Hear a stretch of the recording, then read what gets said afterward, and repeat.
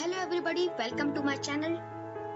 Today I am going to present a new video, a new comic book on the Midnight Visitor. So the characters are Ozable. He is a secret agent. He is very fatty and short man. He is an American though he speaks French and German. Fowler. Fowler is a writer and he is young and romantic. He is following Ozable, but he is not intelligent as Ozable.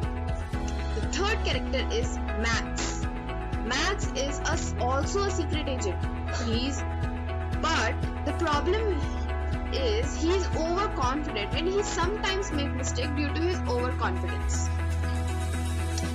So, Ozable and Fowler are in a gloomy French hotel.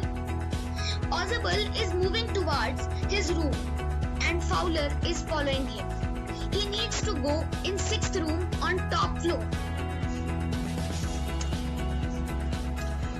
Oh, finally, this is my room. And you were disappointed. You were told that I was a secret agent, a spy dealing in espionage and danger. You wished to meet me because you are a writer, young and romantic.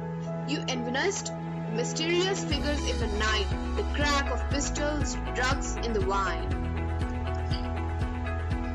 Ozable and Fowler entered the room and their conversation continued. Instead, you have spent a dull evening in a French music hall with a sloppy fat man who, instead of having messages slipped into his hand by dark eyes beauties, gets only a parasite telephone call making an appointment in his room. I think you have been bored. The fat man chuckled to himself as he unlocked the door of his room and stood aside to let his frustrated guest enter. Fowler entered into the room. Ozable said, "You are disillusioned, but take cheer, my young friend. Presently, you will see a paper, quite important paper, for which several men and women have risked their lives. Come to me."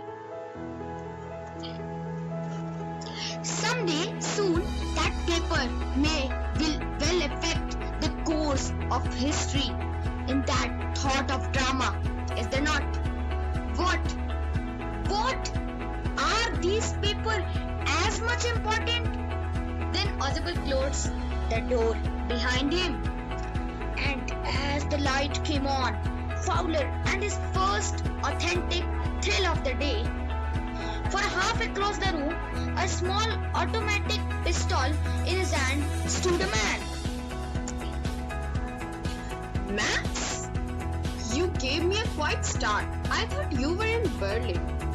What are you doing in my room? Max said, The report that is being brought to you tonight concerning some new missiles. I thought I would take from you. It will be safer in my hands than in yours. I don't think so. Ozable moved to an armchair and sat down heavily. I am going to raise the devil with the management this time, and you can bet on it. This is the second time in a month that somebody has got into my room through the nuisance of a balcony. Fowler's eyes went to the single window in the room. And then Max said, No? Balcony? No, a passkey. I did not know about the balcony. It might have saved me some trouble had I known.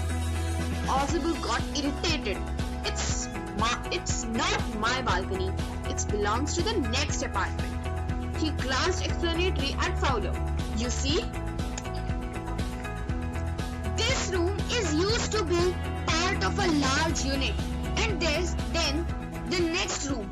Through that the door there used to be a living room.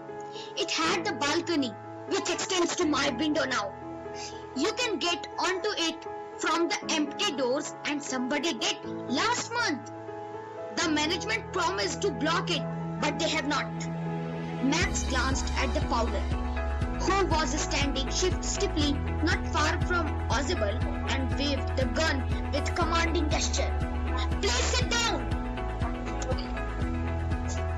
We have a wait of half an hour. I think 31 minutes. The appointment was for 12:30. I wish I knew how you learned about the report, Max. The little spy smiled heavily.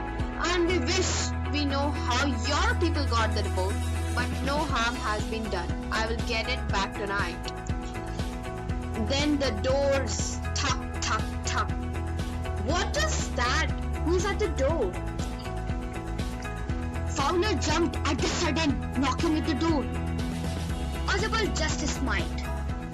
That will be the police. I thought the such as important paper as one of we are waiting for should have little extra protection. I told them to check on me to make sure everything was all right. Max bit his lip nervously, and they will not hesitate to shoot also. What will you do now, Max? If you do not answer the door, they will enter. Anyway, the door is unlocked. Max's face was black with anger as he backed swiftly towards the window. He swung a leg over the sill. Send them away. I will wait on the balcony. Send them away or I will shoot and take my chances.